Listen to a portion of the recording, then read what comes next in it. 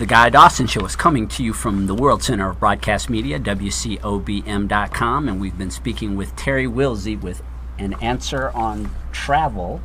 And before we went to the commercial break, you were getting into depth talking about the difference between utilizing a personal travel service as compared to doing things on the internet, and there was a point that you wanted to make about why it's a lot better when you're dealing with a human being. Well, what it is, Guy, is fundamentally you're a customer, not a client. We provide the professional services because many people, in planning their travel, they forget to really ask themselves, who am I? Where do I want to go? What is my interest? You know, am I a dress-up person? So I want a fancy hotel, I want New York City, I want Paris or something like that.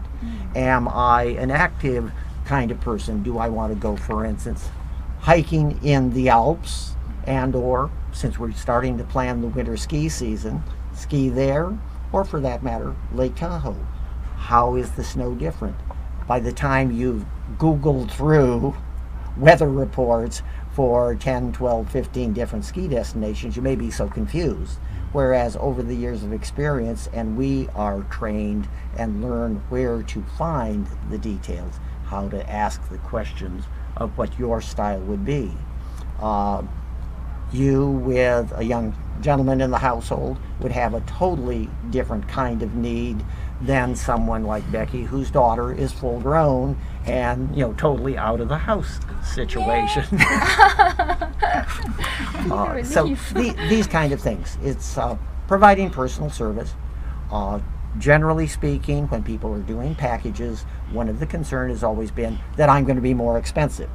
The truth is I am almost always the same or less expensive, and then we can often offer extra perks. For instance, even just going down to LA to the boat to the bus kind of situation. We encourage people to go down the day ahead in case there's a fire on El Cajon like we had recently. And I know of at least 2 parties that missed their cruise because of the fire and the traffic problem with El Cajon. We encourage you to go down the day ahead. You go down the day ahead, book a hotel that we can provide that provides free parking and free shuttle to the ship, and you also get at least a $25 dine-out coupon that's good in Vegas or in Long Beach or LA Harbor, San Pedro. There are little perks like that. The added value is what we can do.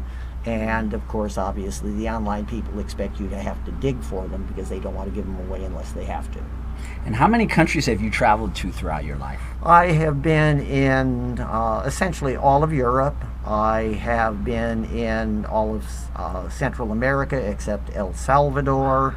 I have been to all of southern South America, in other words, Chile, Peru, Argentina, Brazil, Ecuador.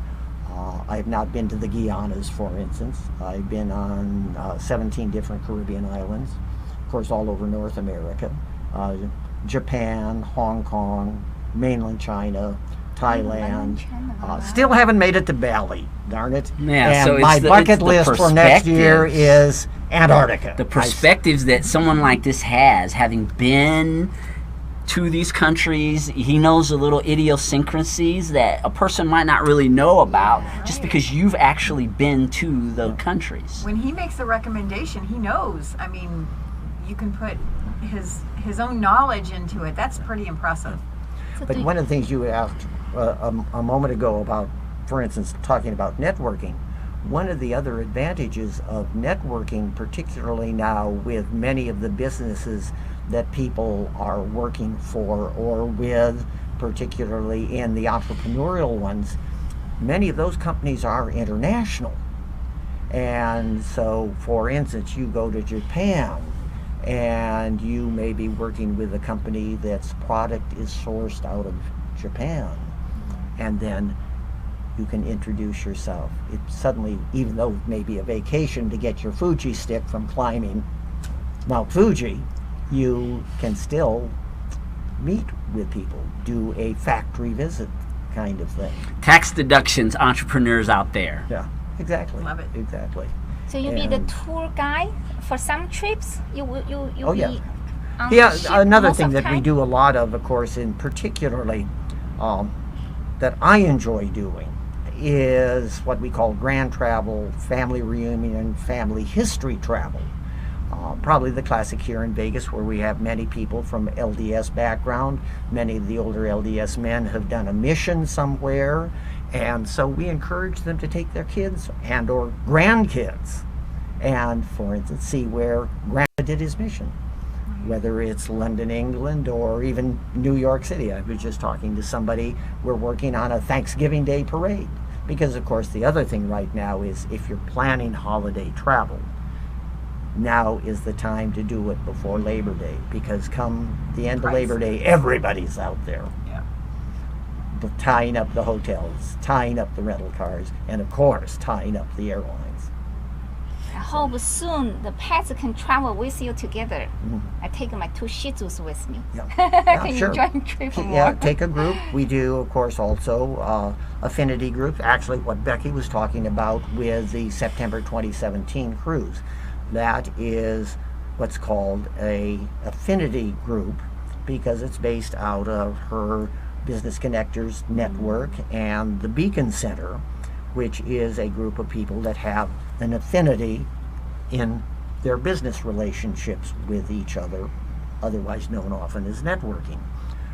That is a little bit different in the way we would treat it, obviously, than if it were a family reunion kind of travel, or a just hardcore corporate business trip, for instance.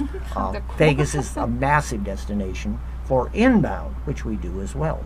Whether you're coming in with 5 people to reward your team for having done their production quotas, or bringing in, I deal mainly with convention groups that are probably less than 500 people.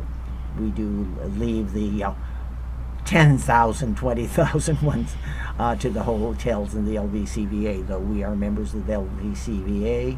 We're members of the Las Vegas Territory of the Nevada Commission on Tourism and Cultural Arts. And in that last phrase, let me repeat it, cultural arts.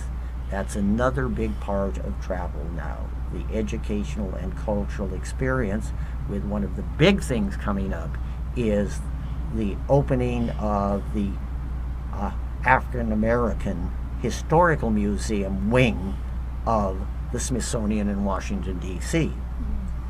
And then on the other hand, we're already working on the May 2017 visits to Fatima and Portugal, where the Pope will be coming to celebrate the 100th anniversary of Fatima. So if it's a prayer group, a church congregation, etc., these are the kind of special interest groups we work with.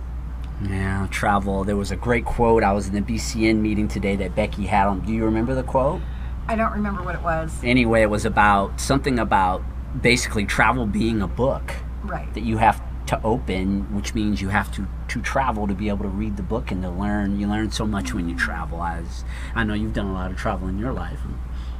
Yeah, definitely. You could learn so much, and you've been so much more open-minded instead of just see everyday life. And I think it's a great experience for. By the way, may I make very quickly, Terry? Can you give a plug for your business, because we're almost Terry, A Answer on Travel, Cruiseaholics. Our number is 702-731-2114. We answer from 8 to 8, Monday through Friday, 8 to 4, Saturdays and Sundays. And then for our registered clients traveling with us, we do answer 24/7. Yeah, get yourself a good travel agent when you want to take a vacation. It makes all the difference in the world. We are at the end of the Guy Dawson Show this week. I want to thank Becky Stonebarger for stopping by as a co-hostess. As usual, the illustrious Quan by my side. And please come out to the Guy Dawson Show Gala tonight from 6 o'clock to 9 o'clock at the Gene Woods Racing Experience. We are going to have so much fun. See you then.